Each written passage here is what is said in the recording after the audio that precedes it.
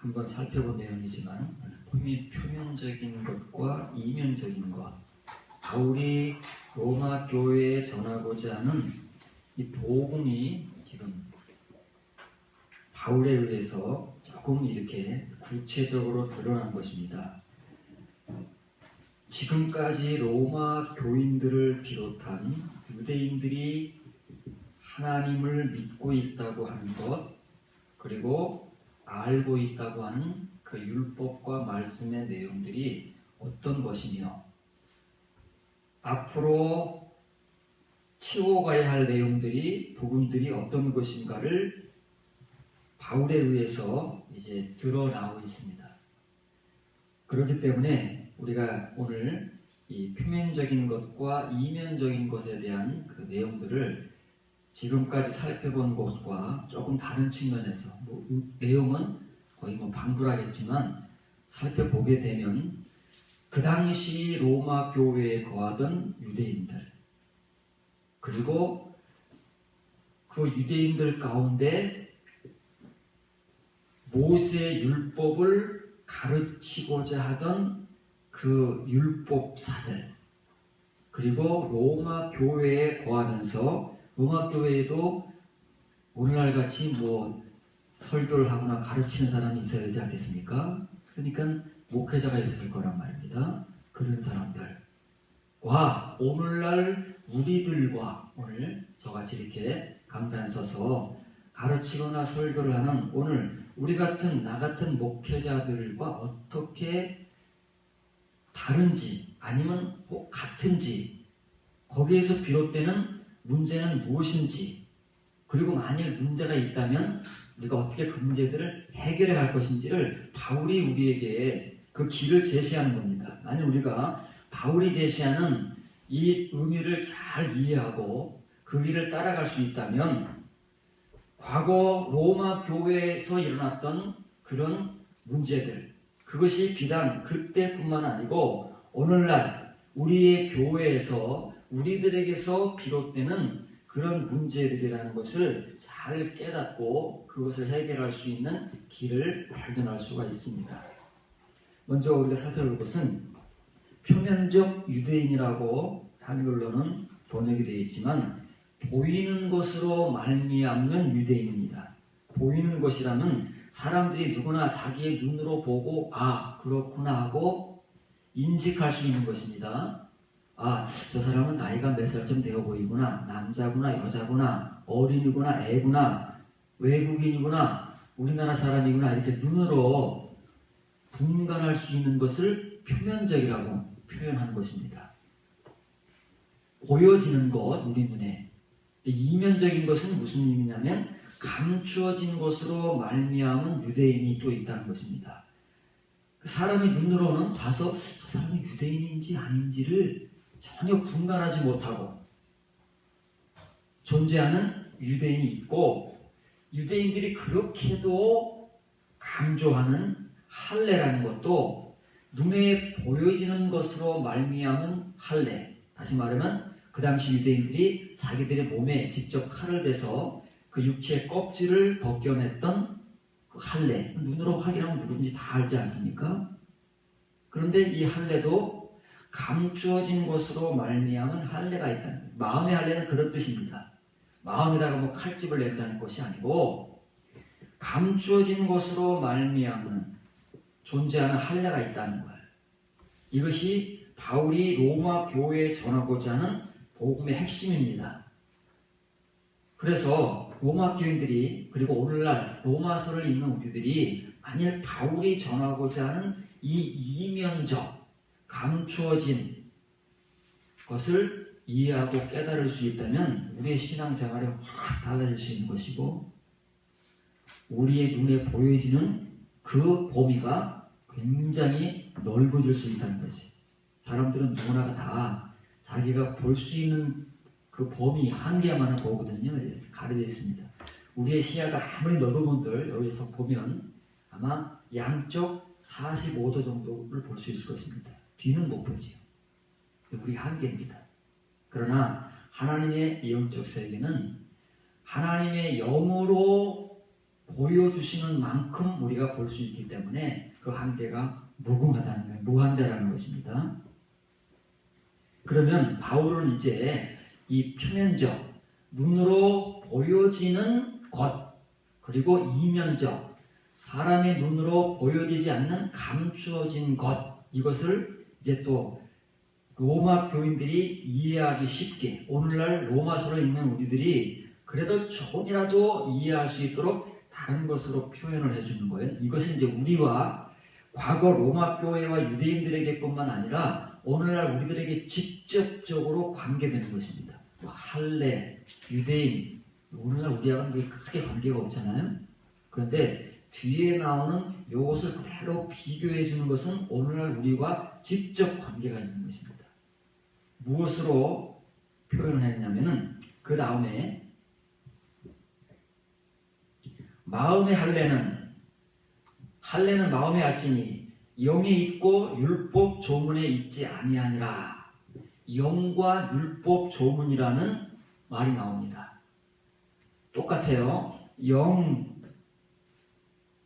그리고 율법 조문이 똑같은 이제 여기 전치사 M만 빠진 거예요. 똑같은 표현으로 말하는 거예요. 마음의 할례라는 것, 다시 말하면 이면적 할례라는 것, 이면적 유대인이라는 것, 그것은 영에 있는 것이지 푸뉴마에 있는 것이지 그라마티에 있는 게 아니다 그 말이에요. 이거로 말미암는 게 아니다 그 말이에요. 그러면 영은 무엇이고 그라마티는 무엇이냐? 영을 우리가 추상적이고 신비적인 것을 자꾸 그것을 영에 대한 것을 이해를 못하기 때문에 우리는 늘 우리가 알지 못하는 것을 이렇게 허우적대면서 더듬고 있습니다. 영은 성경에서 말하는 영, 성령과 영을 좀 구분하잖아요. 물론 이제 근곡적으로 가면은 동일한 것이지만 영 그러면 레마의 말씀을 영이라고 하는 거예요. 이걸 푸니마를 바꾸면 네마타와 그라마티가 비교되는 것입니다. 표면적인 것과 이면적인 것이 바울은 우리에게 오늘날 직접적으로 우리와 관계되어 있는 레마타와 그라마티로 이렇게 다시 비교해 주는 것인데, 그러면 이제 영은 우리가 압니다. 레마도 이제 많이 반복해서 듣기 때문에 알지 않습니까? 근데 이게 문제예요. 이게 뭐냐 말이죠. 이걸 표면적인 것이고 이걸 이면적인 것으로 바울이 설명하는데, 영은 이해한다는 말이에요. 이면적인 것은 잘 이해 못하지만 영은 하도 성경에 많이 나오니까 영은 이제 대충 이제 짐작을 해요. 그러면 표면적인 것으로 비교되는 이 그라마티가 뭐냐고 말이에요. 이 그라마티라는 것은 단어 뜻 자체로는 편지, 성경, 학문, 문자 이런 의미를 가지고 있어요. 뜻을 가지고 있어요. 킹제임스 버전 개통에서는 이걸 공통적으로 뭐로 번역했냐면 letter, 글자로 번역을 한 거예요.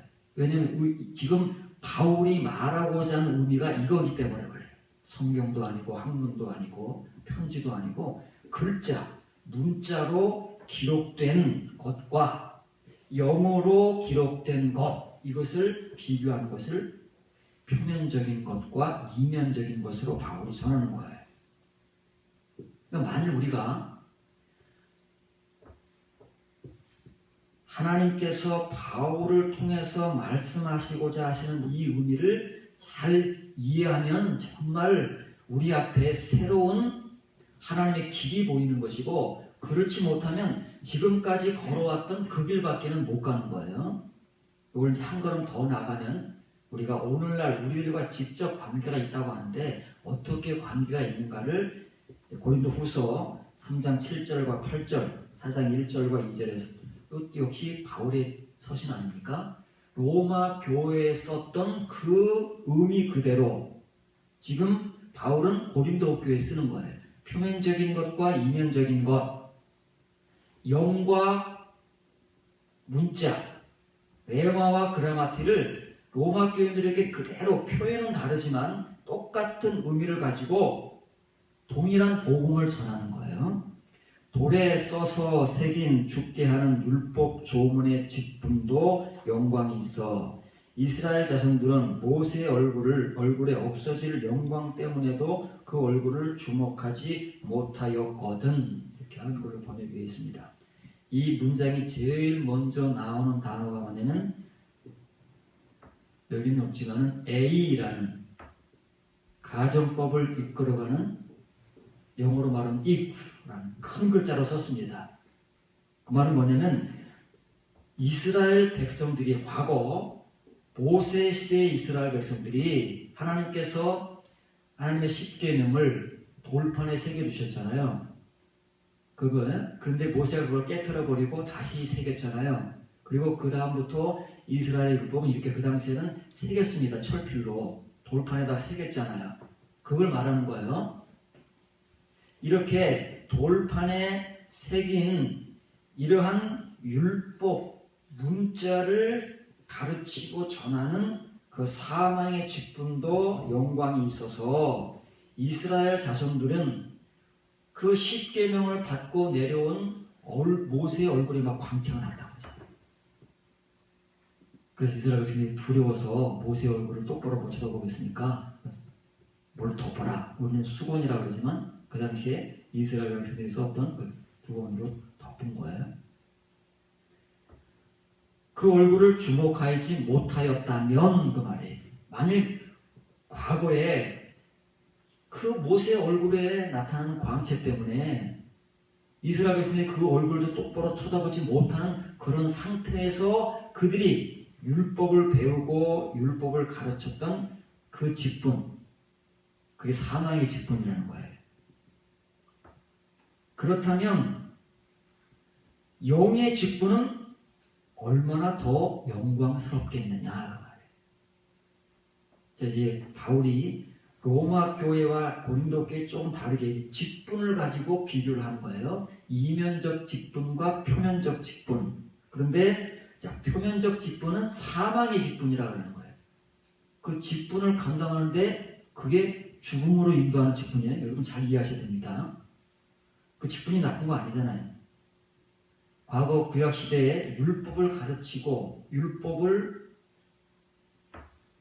행하도록 하는 그 율법사들, 그 당시에 율법사라고 하는 서기관들, 구약 성경이 많이 나오잖아요. 선생들, 어떤 선생의 요래, 모래, 이런 눈에 보이는 표면적인 것을 가르치던 그 사람들도 하나님께 직분을 맡은 거예요. 근데 그 직분은 어떤 직분이라고요? 사망의 직분이랍니다. 세상에 하나님께로부터 직분을 받는데 사망의 직분을 받는 사람들, 그 사망의 직분은 어떤 직분이냐면 바울이 로마 교회와 고린도 교회에 전하고 있는 표면적인 것, 글자와 문자만 볼 수 있는 그런 직분을 받아서 가르치고 전하는 사람들을 사망의 직분자라고 하는 거예요. 근데 이스라엘 백성들은 원래는 모세의 얼굴에 광채가 난 것은 우리가 보듯이 이렇게 신비적인 게 아니에요. 과거에 어떤 사람들은 그랬어요. 모세의 얼굴에 빛이 나기 때문에 하나님의 말씀을 전하는 주의 종들의 얼굴에 자기의 얼굴에도 광채가 난다는 거예요. 그런 무식한 사람들이 있었어요. 그런 의미가 아니고 모세가 하나님께로부터 받은 율법이 원래는 어떤 율법이에요? 불의 율법이라고 말해요. 불. 다른 말로 말하면 빛의 율법이에요. 그래서 모세는 이 율법이 속으로 들어왔어요. 그 율법을 속으로 받은 거예요. 그래서 바깥으로 드러나는 게 불이요 빛이라 그 말이에요. 그래서 하나님께서 모세의 얼굴에 광채가 잠깐 나도록 한 거예요. 그래서 바울은 이게 없어질 영광이라고 하는 거예요. 모세가 죽으면 없어지잖아요. 만일 모세의 평생토록 광채가 난다 한들 모세가 죽어도 나겠어요? 죽으면 사라지겠지. 그러니까 기게야 모세가 살아있을 120, 앞으로 40년 동안밖에는 존재하지 못하는 그것이다 그 말이에요. 그런데 이스라엘 백성들은 그 얼굴을 똑바로 쳐다보지 못했다는 거예요. 근데 한글 성경에 그걸 잘 표현을 못해냈지만 이 모세의 얼굴에서 나는 광채가 어디서부터 나오는 거예요? 겉에서 나오는 게 아니에요. 그 불의 율법, 빛의 율법을 속에 가졌기 때문에 그것으로부터 말미암아 나오는 것을 되게 현상적으로 보여주는 거예요. 이게 표면적이라는 거예요. 이면적인 건 뭐예요? 모세는 불의 율법, 빛의 율법을 속에 가진 사람이다. 근데 이스라엘 백성은 그 얼굴을 똑바로 쳐다보지 못한다는 표현을 이 한글 성경으로 아무리 읽어봐 이해가 안 돼요. 우리가 배운 에이스 프로소폰이에요. 그 얼굴 속으로 들여다봐야 돼. 속. 겉에 드러나는 광채가 아니고 이 광채가 왜 나오는지 그 얼굴 속을 들여다보면 뭐가 있어요? 하나님의 불의 율법과 빛의 율법이 있다고 말해요. 근데 그것을 두려워서 못 본다고 말해요. 그것조차도 두려워서 보지 못하기 때문에 이것을 바울은 없어질 영광이다 이렇게 말합니다. 모세가 사망의 직분을 가졌다는 거 아니에요? 모세는 온전한 직분을 가지고 왔는데 이스라엘 백성들이 그렇게 만들었다는 거예요. 자기들 스스로가 겉의 꽃만 보겠다. 덮어라. 우리가 빛은 보기를 원하지 않는다. 불 보기를 원하지 않는다. 바꿔 말하면 빛의 율법, 불의 율법은 우리가 두려워서 못 본다. 그 얼굴을 가리고 우리가 볼 수 있는 것만으로 우리가 보게 하라. 그것이 표면적 율법이라는 거예요. 그런 것을 가지고 문자로 기록된 율법을 가지고 가르치고 전하는 사람을 뭐라고 한다고요? 사망의 직분자다 이렇게 말하는 거예요. 근데 그걸 어떻게 바울이 표현하냐면은 돌에 써서 새겨진 율법 조문이라고 했지만 이게 역시 그라마티예요. 문자라는 말이에요. 돌에 새겨진 문자의 사망의 직분이에요. 보시기 바랍니다. 직분이라는 게 나와요. 직분은 좋은 겁니다. 그런데 그 직분을 하나님께서 원래 모세와 같은 직분을 주시는 거예요. 바울과 같은 사도들과 같은 직분을 주시는 거예요. 지금 바울은 이제 자기들의 직분을 말하기 위해서 이 직분을 말하는 거예요. 모세의 직분 아니에요. 그런데 그 모세의 직분을 불과 빛의 율법으로 받은 직분을 사람들이 어떻게 만들었어요? 껍데기로 만들어버린 거예요. 눈으로 볼 수 있는 문자로 기록된 사망의 직분으로 자기들이 취한 거예요. 그렇게 되면은 왜 그런 직분을 갖게 되느냐면은 돌에 이게 엔테티 포메네 써 있잖아요. 엔테티 포메네라고 읽어요. 이것은 무슨 말이냐면 현재 완료, 새겨져 온. 과거에 그렇다는 게 아니에요. 우리가 이렇게 한글 성경 읽으면 그렇지. 과거에 이 유대인들은 그 돌에 새긴 율법을 가르친 사람들 아니야. 구약 시대의 이 율법, 구약 성경이라는 거, 율법이라는 게 다 돌에 새겨져 있는 거 그런 거지. 그러나 오늘날 우리의 복음은 생명의 복음이지. 이렇게 착각하도록 기록되어 있다는 말이에요. 그때만 그런 것이 아니고 바울 시대까지도 바울이 지금 로마 교회에 편지를 쓰는 그 시대에도 이렇게 문자로만 기록된 율법을 읽고 그것을 가르치는 모래의 선생들이 존재했다는 말이에요. 그럼 지난주에 한 대로 이것을 살짝 바꿔보겠어요. 돌을 이렇게 종이로 바꿔보겠어요. 우리가 가진 성경책은 종이에다가 종이에 인쇄된 문자를 가진 직분이다 그 말이에요.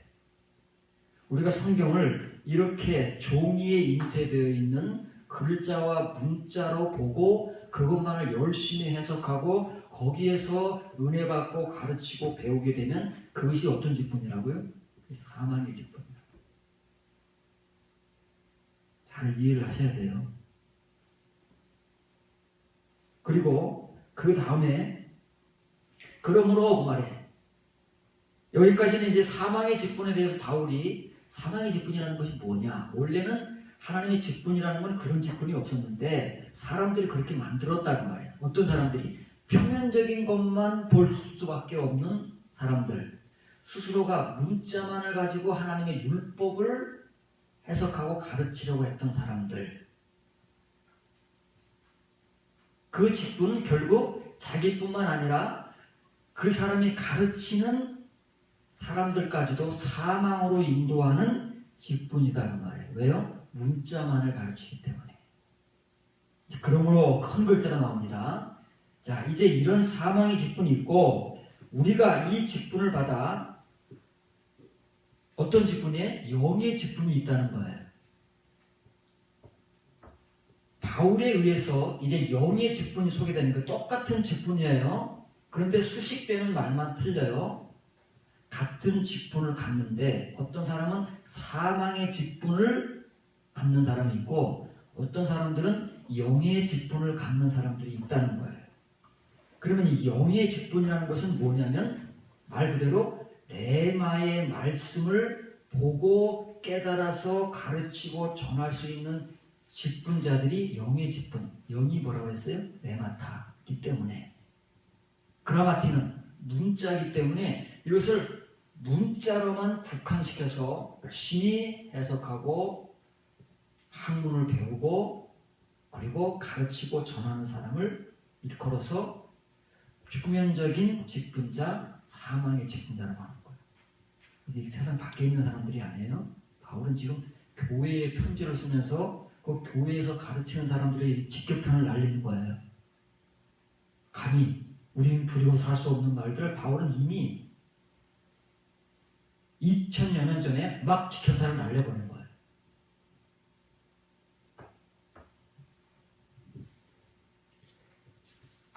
지금도 우리 교회 안에는 과거 그때 바울의 시대와 같이 열심히 하나님의 말씀을 가르치고 전한다고 하는 사람들 중에서 이렇게 문자와 표면적인 것만을 보고 그렇게 가르쳐 온 사람들이 있어요. 바울 시대에도 그런 사람들이 있었고 현재 완료로 그때 이루어지는 것, 그때도 일어나고 있는 일이에요. 오늘날도 만약 바울이 지금 살아서 복음을 전한다면 오늘 시대도 똑같다 그 말에. 그래서 킹제임스 버전은 이걸 그냥 과거 분사로만 이렇게 인그레이븐으로만 번역을 했지만 앞에 반드시 have라는 현재 완료를 나타내는 단어가 들어가야지 이 헬라어 성경 본문을 정확하게 지적을 하는 것입니다. 의미가 굉장히 중요하기 때문에 그래요. 과거에만 이들이 일어나고 없어진 일이 아니에요. 과거에도 있었고 바울이 복음을 전하는 그 로마 교회 안에도 있었고 오늘날 우리 교회 안에도 존재할 수 있다는 굉장히 의미 있는 말이기 때문에 그렇습니다. 자, 이 직분과 관계돼서요. 우리는 직분 그러면은 바울이 말하는 뭐 사망의 직분, 영광의 직분 그러니까 뭐 그냥 율법을 가르치고 뭐 바울 시대에는 뭐 바울과 같이 뭐 복음을 전하고 교회 목회자가 되어서 뭐 가르치는 그런 사람들만 이 직분을 갖는 줄 알아요? 그럼 우리가 그렇게 막아놓은 거예요. 무지한 우리들이, 눈이 가린 우리들이 직분에 대한 것들을 잘 모르기 때문에 막아놓은 거예요. 여러분들이 받는 직분도 사실은 똑같은 거예요. 근데 우리가 여러분들에게 직분을 줄 때에는 어떤 직분으로 돼요? 건물로 세워진 교회 요 안에서만 열심히 봉사하고 목사인 나에게만 충성하라고 주는 직분이다. 그런데 바울은 고린도전서 16장 15절 16절에 정직한 표현을, 정직한 말씀, 여러분들을 정직한 하나님의 성도로 세우고자 하는 사람들은 이 정직한 말을 하는 거예요. 형제들아, 스데바나의 집은 곧 아가의 첫 열매요 또 성도 섬기기로 작정한 줄을 너희가 아는지라. 성도 섬긴다는 말 한글로 보면 이게 뭐예요? 그게 여기 써있는 똑같은 디카이오노 직분이라는 말이에요. 이렇게 우리 목회자들만 갖는 직분이 아니라 이게 직분은 똑같은 거예요. 하나님께로부터 받는 직분이 똑같기 때문에 여러분들에게 이 레마의 말씀, 이면의 말씀을 깨닫는 사람들이 뭐가 된다고요? 사역자가 되는 거예요. 디카이오노스가 되는 거예요. 똑같아요. 원리가 똑같은데 우리는 이 못된 우리 목회자들은 교만해가지고 우리만 신학을 배우고 뭘 했기 때문에 당신들은 못해 하고서 딱 장벽을 우리가 쳐놓은 거지 하나님은 그렇게 하잖아. 그래서 정직하게 복음을 전하는 사람들은 나만 그런 직분이 있는 것이 아니라고 강조하지 않았어요. 자기들이 가르치던 비록 이 스데바나는 고린도 교회 교인이지만 이 스데바나가 하는 양상은 다를 수 있어요. 그러나 그가 자기가 하나님께로부터 받은 직분은 똑같은 거예요. 내용은 그 똑같은 내용의 직분을 받아서 그 일을 감당하게 되면 바울이 하는 일과 내용이 같다는 거예요. 우리는 그것을 구분하지만 같은 거예요. 성경에서는. 왜? 직분이 같은 거기 때문에. 우리는 선생을 우리만 하려고 그러잖아요. 가르치는 일을 우리만 하려고 하지만 이런 직분을 받고 이렇게 말씀을 배워서 디카이오노스, 우리는 집사라고 부르지만 그 사람들이 사역자가 되는 거예요. 이 디카이오노니아라는 말이 선생이라는 말. 그러니까 바울과 같은 사람들, 바울이 로마 교회와 고린도 교회에 편지를 쓸 때 그런 직분을 받은 사람들, 그런 일을 하는 사람들이 있잖아요. 똑같은 거예요. 마태복음 10장 24절부터 26절입니다. 제자가 그 선생보다 또는 그 종이 상전보다 높지 못하나니 제자가 그 선생 같고 종이 그 상전 같으면 족하도다. 이 말을 잘 이해해야 뒤에 말을 이해하는 거예요. 지금 예수님께서 24절에서 하시는 말씀이 무슨 말씀인지 이해를 못하면 뒤에 나오는 말을 이해 못해요. 이 끊어진 말이 아니라 같이 연결돼서 설명되는 말이다 그 말이에요. 바울이 로마 교회에 표면적인 것과 이면적인 것을 설명하면서 영과 문자를 설명하는 것과 똑같다 그 말이에요. 자, 제자, 예수님의 제자를 예를 들면 예수님의 제자들이 선생된 예수님과 같아지면 그것보다 더 바랄 게 뭐가 있겠어요? 종이 자기가 섬기는 주인만큼 높아지면 더 이상 이 종이 뭘 바라겠어요? 그 말이에요. 그러면 제자가 다다를 수 있는 자리는 선생의 자리고 종이 다다를 수 있는 자리는 주인의 자리다 그 말이에요. 이 의미가 뒤에 집 주인을 바알세불이라 하였거든 하물며 집사람들이라 그 말이에요. 자, 집 주인이 바알세불이에요. 바알세불은 누구예요? 사탄의 다른 별명이에요. 마귀의 다른 별명이다 그 말이에요. 마귀가 집을 점령하고 있으면 우리 개인의 집이든 교회의 집이든 마귀가 점령하고 있는 그 집은 그 집 속에 사람들이 있을 거 아니에요?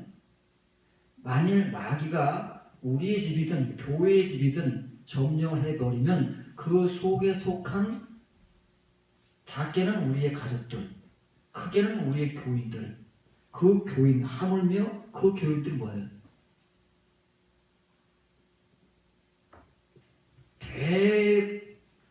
대봐야 예수님 말씀처럼 바알세불이 된다는 말이에요. 그 말이에요. 그렇게 되는 거예요. 우리가 예수님을 앙망하면서 예수님을 닮아가기를 원하잖아요. 이 지각으로는, 이 마음으로는 그렇다고 말해. 뭐가 안 떨어져서 그렇지요. 우리의 삶이 안 떨어져서 그렇지 바울의 말에 의하면 누군지 다 여기로는 그렇게 생각하고 그렇게 추구하면서 한다는 거예요. 그러나 우리가 인식적으로는 그렇게 하기 때문에 예수님을 닮아가려고 하는 것이지 사실은 대부분의 사람들은 육신의 종, 죄의 종으로 살아가고 있는 거예요. 그러면 그 집 주인이 누구예요? 그 집 주인이 바알세불이기 때문에 그런 거예요. 그래서 바알세불을 닮아가고 있는 거예요. 그런데 이 생각으로는 문자로 그렇게 배웠기 때문에 예수님을 닮아간다고 그렇게 말을 하는 거예요. 그러면서 삶은 자기의 집주인인 마귀를 닮아가고 있는 거예요. 예수님 말씀은 무서운 말씀이에요. 그래서 뒤에 결론으로 무슨 말씀을 하시느냐? 그런즉 그들을 두려워하지 말라. 그런 사람들을 두려워하지 말라는 거예요. 그 집을 점령한 마귀 사탄 두려워하지 말아라. 그 마귀 사탄을 닮아가는 그 집사람들, 사람들이 아무리 많아도 그 사람들을 두려워하지 말아라. 지금은 그 사람들이 득세를 할 수 있어요. 힘을 가지고 소수의 의인들을 짓밟을 수 있어요. 성경에서 강조하는 대로. 그런데 언젠가 예수님의 때가 되면 감추인 것, 그게 지금 감추인 것이 뭐냐면 여기 보세요. 아까 돌에 새겨져 온 마치 이게 현재 완료예요. 예수님 당시까지도 사람들이 그 속에 마귀에게 점령당해 있으면서도 아니라고, 하나님의 자녀라고, 우리들은 하나님의 율법을 가진 자라고, 그 유대인들이 얼마나 우기는 사람들이 많았어요. 예수님 당시에도. 예수님 당시까지 그러고 있는 사람들이 있다고 말해요. 그럼 그게 뭐 예수님 당시에만 끝나겠어요? 사도 바울이 전하던 시대에도 그렇게 된 사람들이 있잖아요. 그런 사람들이. 그럼 사도 바울 시대에만 그게 끝나겠어요? 시대를 거쳐오면서 교회의 시대가 존재하는 어떤 시대든지 이런 사람들은 있다는 말이에요. 예수님 그거 말씀하시는 거예요. 바울이 그거 얘기하는 거예요. 이렇게 그 사람들이 꽁꽁 감춰놓은 것, 지금 감춰져 있는 것, 예수님 당시에 감춰져 있는 것, 바울 시대에 감춰져 있는 것, 속사도 시대에 감춰져 있는 것, 오늘날 우리 시대에 감춰져 있는 것, 그것들이 드러나지 않을 것이 없고만 폭로되지 않을 것이 없다 그 말이에요. 언젠가는 그들이 꽁꽁 덮어놓은 덮개가 확 열려서 부정적인 의미이기 때문에 폭로되는 거예요. 긍정적인 의미는 덮개가 열려서 보여진다. 그 뜻을 배웠잖아요. 칼리토가 감추어져 있는 거잖아요. 이거 똑같은 말이에요. 의미가. 근데 앞에 아포라는 전치사가 붙음으로써 감춰져 있는 것이 드러나는 거예요. 이제 예수님께서 부정적인 내용을 말씀하시기 때문에 폭로될 것이다 그 말이에요. 긍정적인 의미는 하나님께서 표면의 말씀으로 덮여져 있는 그 이면의 말씀을 표면의 덮개를 열어서 이면의 말씀을 보여줄 것이다. 그런 뜻이고 똑같은 거예요. 그러니까 지금은 사람들이 자기의 정체를 꽁꽁 속에 숨기고 있어요.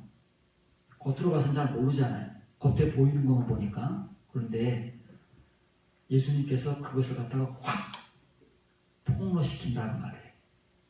그러게 되면 사망의 직분을 가진 자가 누군지, 영의 직분을 가진 자가 누군지, 사망의 직분을 가지고 있으면서도 마치 천사와 같이 자기를 위장하고 영의 직분을 가진 것처럼 사람들을 속여서 자기만 죽는 게 아니라 자기에게 맡겨진 모든 무리들을 사망에 이르게 하는 그 직분자가 폭로된다는 말이에요.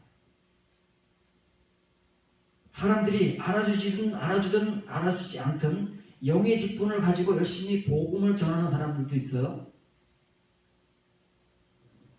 그때가 되면 예수님께서 이 사람이 진정한 영의 직분자였다고 사람들이 눈에 가려졌던 것을 벗겨서 그 사람을 드러내시겠다는 거예요.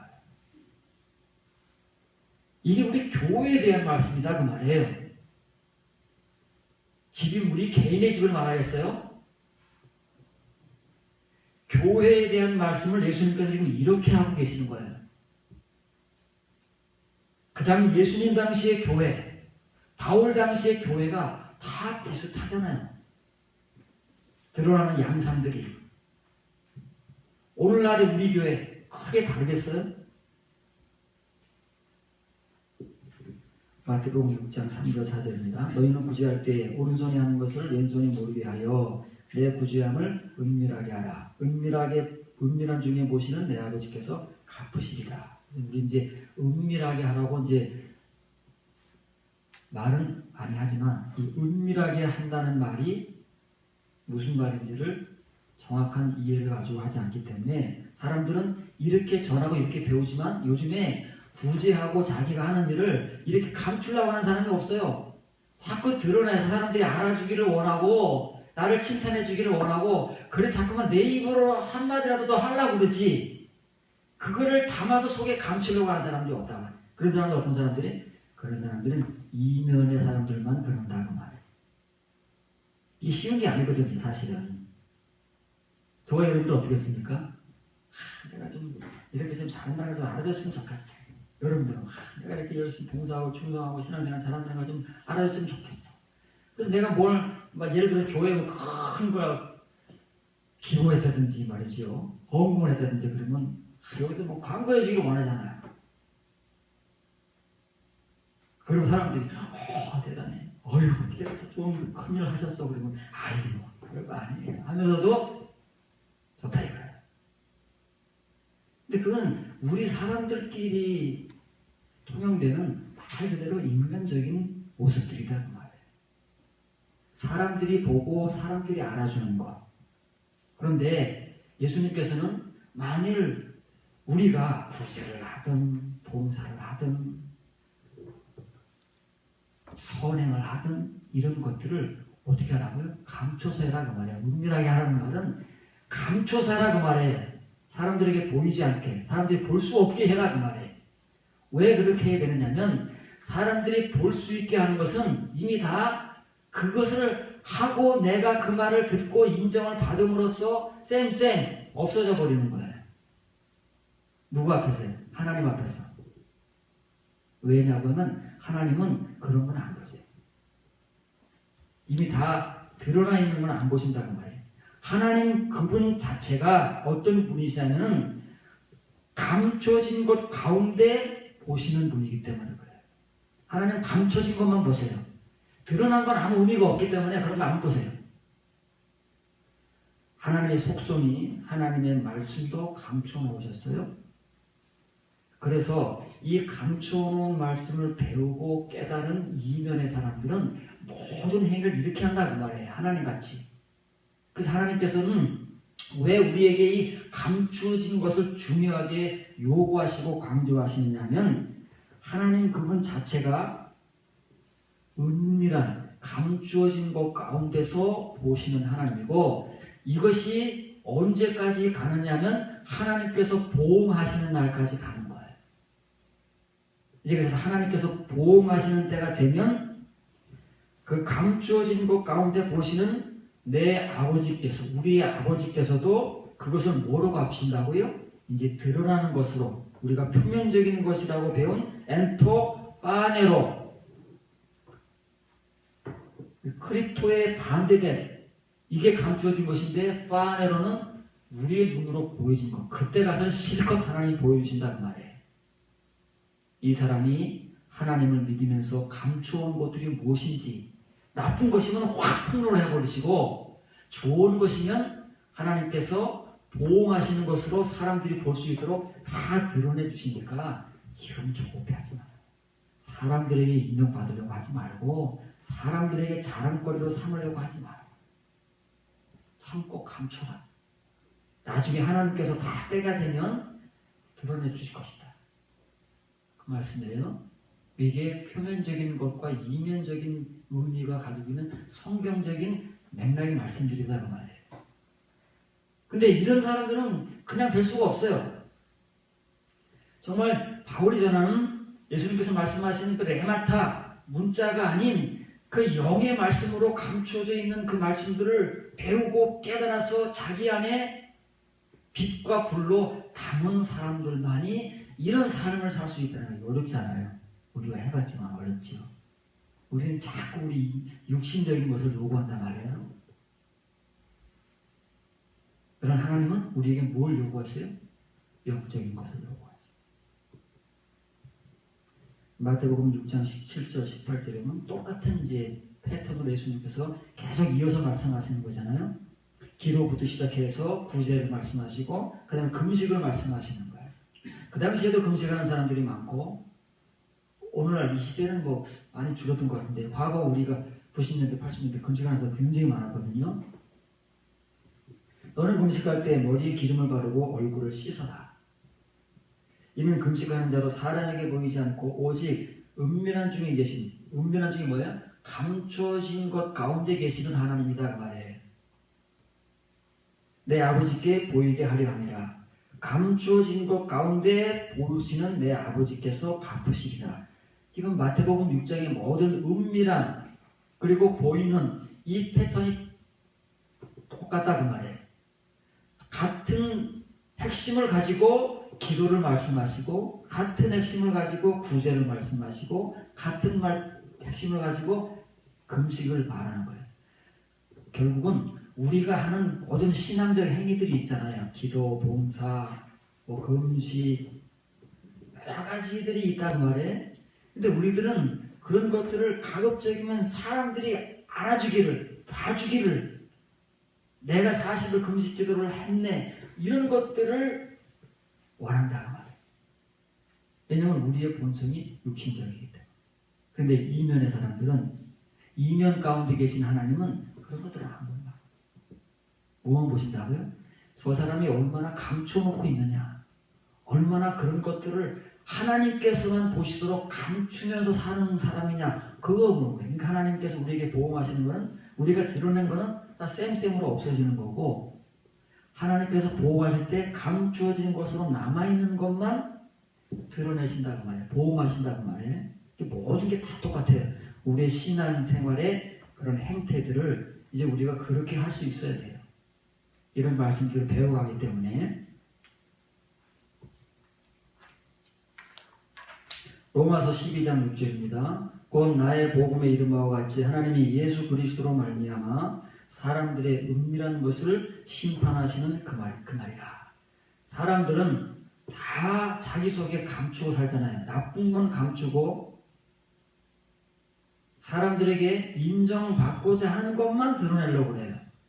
이게 사람의 본성이에요. 자기에게 손해가 되는 것은 절대 안 드러내요. 꼭꼭 숨기고 자기에게 이익이 되는 것만 확확 드러내서 사람들에게 나는 이런 사람입니다 라고 이게 인정받으려고 위장하는 존재들이 우리라는 존재예요.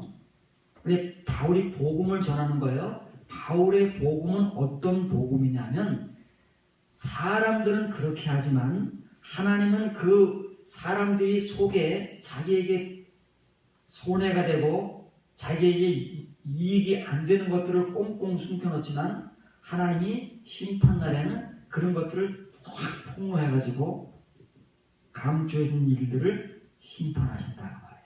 하나님은 그런 분이세요. 하나님은 감추어진 것에만 관심이 있어요. 그것이 죄를 감춰놓은 것이든 아니면 의를 감춰놓은 것이든 그 감춰놓은 것이 무엇냐에 따라서 폭로하시기도 하고 드러내시기도 하고 그러는 거예요. 그걸 잘 우리가 이해를 해야 우리의 신앙의 삶이, 이제는 지금까지 칭의의 삶에 얽매여 있을 때에는 자꾸 이렇게 표면적인 것을 추구할 수밖에 없는 사람들이지만 문자가 아닌 타레마타의 말씀, 이면의 말씀을 배우는 사람들은 그런 삶을 자꾸만 이제 멀리 해야 된다는 말이에요. 마지막으로 중요하게 살펴볼 말씀입니다. 고린도전서 4장 다음입니다. 4장 5절 뒤에 걸 앞서서 미리 급하게 얘기를 했네요. 요거 하나서 살펴보고요. 그러므로 때가 이르기 전 곧 주께서 오시기까지 아무것도 판단하지 말라. 그가 어둠에 감추인 것들을 드러내고 마음의 뜻들을 나타내시니 그때 각 사람에게 하나님으로부터 칭찬이 있으리라. 아무것도 판단하지 말라 그러면 지금 아무것도 하지 말라는 거예요? 판단할 수 없는데 판단하려고 하지 말라 그 말이에요. 우리는 정확한 판단을 지금 잘 못하잖아요. 그러니까 판단할 수 있는 사람은 판단해야 되지만 판단할 수 없는데 판단하려고 하지 말라 그 말이에요. 우리가 판단할 수 없는 것은 자연스럽게 하나님께서 그 어둠에 감춰진 것들을 다 드러내시고 사람들 속에 숨겨놓으신 그 생각, 뜻, 의지 이런 것들을 드러내시면 책망받을 사람들은 책망받고 칭찬받을 사람들은 칭찬받고 생명의 부활로 갈 사람들은 생명의 부활로 가고 사망의 부활로 갈 사람들은 사망의 부활로 가고, 이것이 하나님께서 무엇을 통해서요? 감추어진 것을 통해서 행하신다는 말이에요. 그래서 구약시대부터 신약시대까지 모든 신구약 성경을 보면은 참 하나님의 복음, 율법, 말씀을 전한 사람들은 다 감추어진 것을 전한 사람들이에요. 구약 시대에는 샤말, 히다, 신약 시대에는 타, 레마, 타. 성경을 찾아보세요. 안 그런가? 문자밖에는 보지 못하는 사람들이 표면적인 것, 죽음에 이르는 것, 그런 것들을 열심히 가르쳐서 같이 사망에 이르는 직분자로 살아가는 거예요. 이제 그런 것들로 관계돼서 구체적인 내용을 살펴보겠습니다. 베드로전서 3장 1절부터 4절 보면 그 2장에는 남편에 대한 말이 소개가 되었고 3장에 들어서는 이제 아내들에 대한 베드로의 이제 권면이 나오는 거예요. 아내들아, 남편들에게도 똑같이 얘기했어요. 내용은 다르지만 그 아내들만 이렇게 하라는 거 아니에요? 남편들이 먼저 아내를 사랑해야 되는 거예요. 근데 이게 먼저고 나중에 없어요.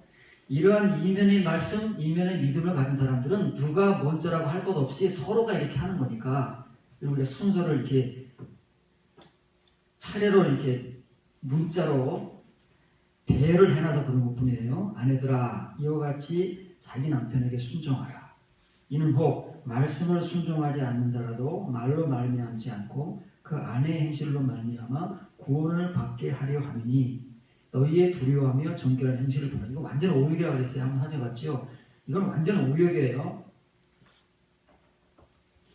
여기서 이제 3절, 4절 말씀이 나오는 거예요. 구체적인 이 아내들이 해야 할 베드로의 복음을 들은 이 말씀을 이해하고 이면의 말씀으로 소화한 아내들, 성도들이 드러내야 할 그런 삶의 양상을 베드로가 소개해 주는 거예요.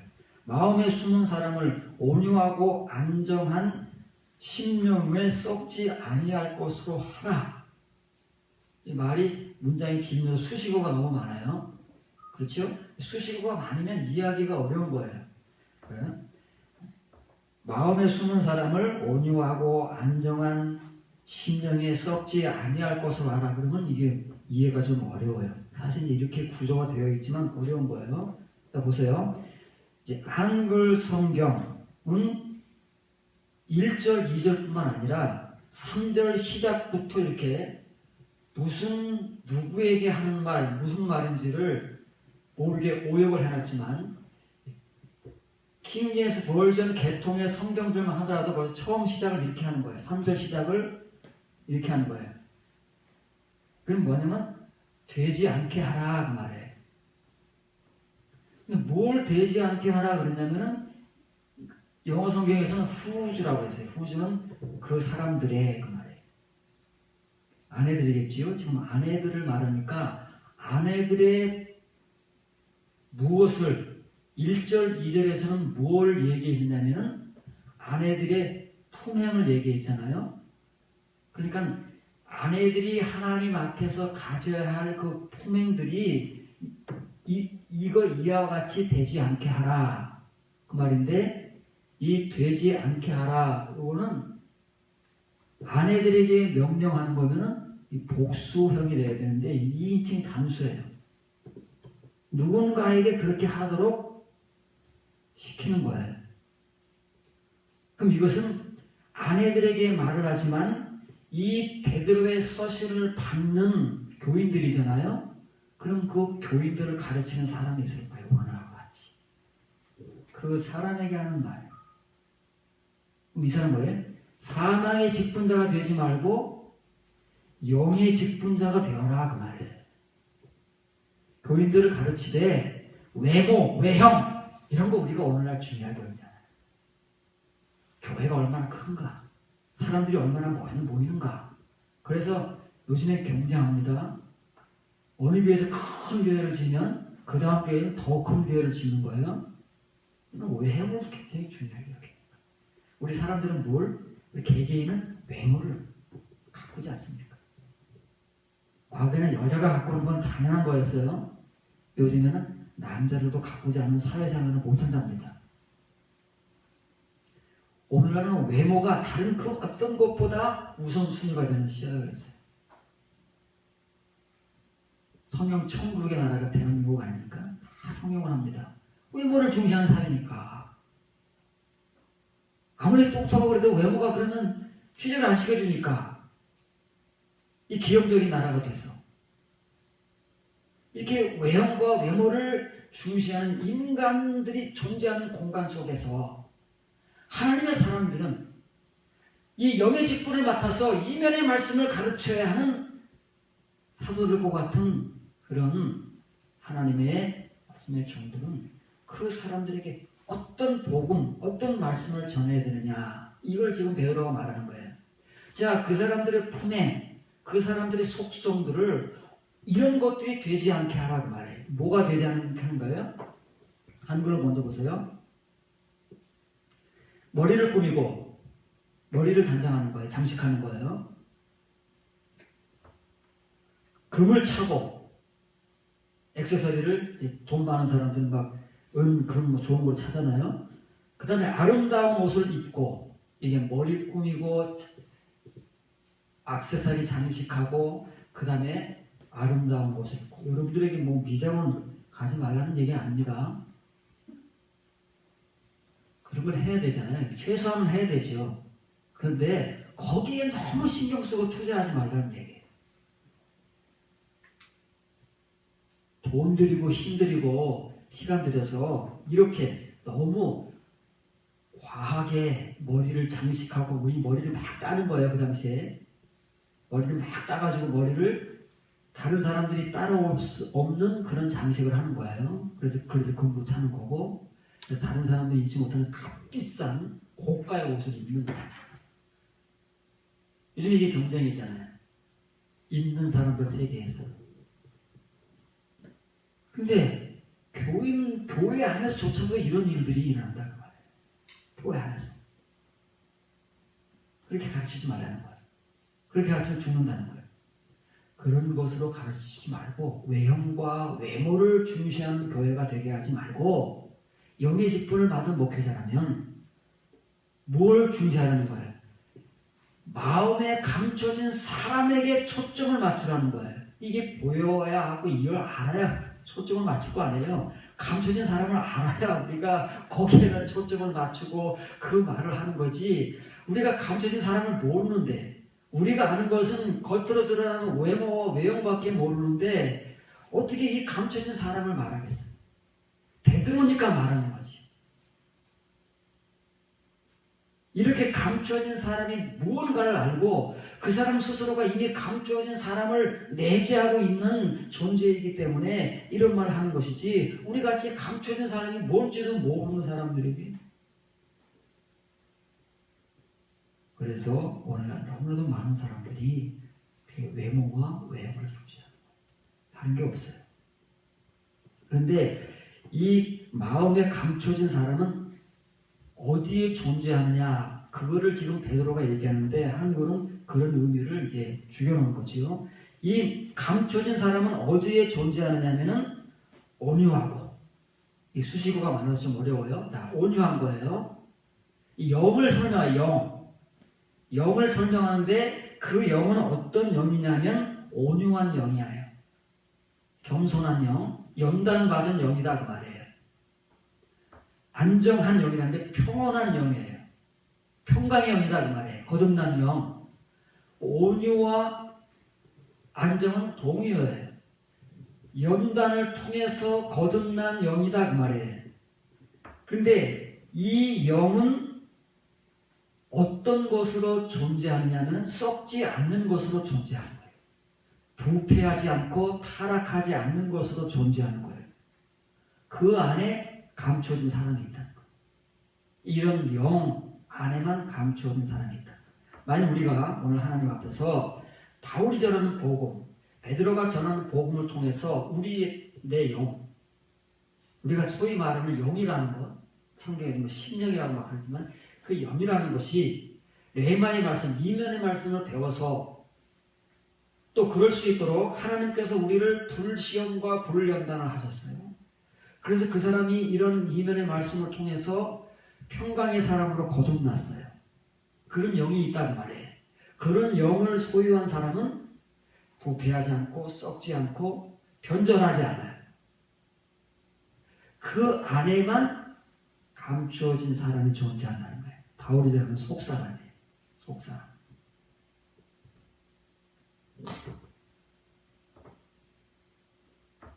이렇게 사도들이 전하는 복음은 우리가 가르치고 강조하는 것과는 전혀 다른 내용들이에요.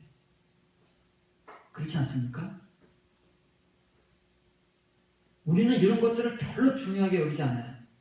아니 지금 먹고 살기도 바쁘고 세상 살아가기 힘들어 죽겠는데 뭐 이런 거 해서 누가 알아주나? 이런 건 과거 무슨 말이죠? 박물관에만 존재하는, 성경의 박물관에만.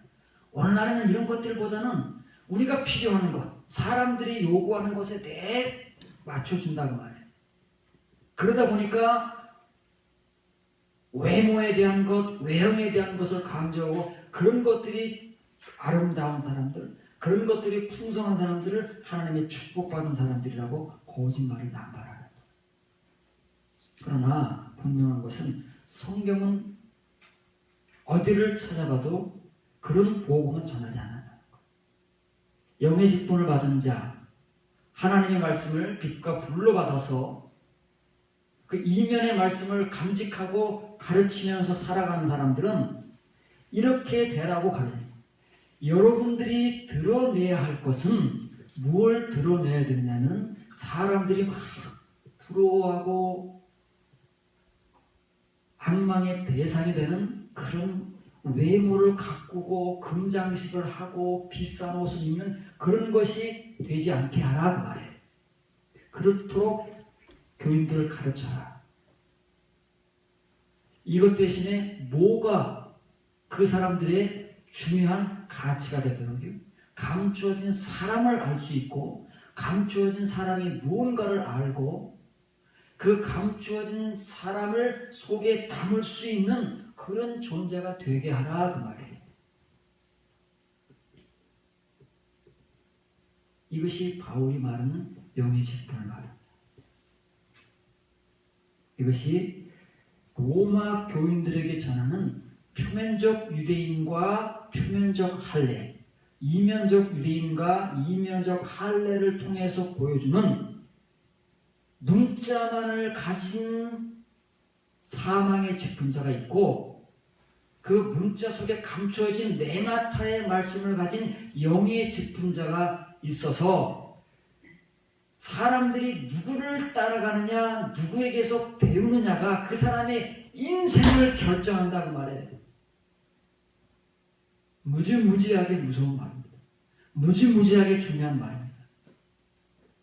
내 평생, 우리가 신앙생활 하잖아요. 교회에서. 내 평생 몸바쳐 신앙생활 했어요.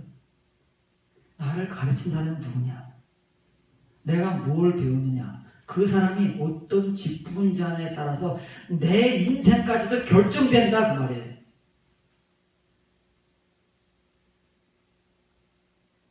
우리 신경 쓰나요? 우리는 앉아서 아멘 할 줄 알지 그 사람이 어떤 사람인지 분별을 못하니까 같이 사망으로 갈 수밖에 없는 거예요.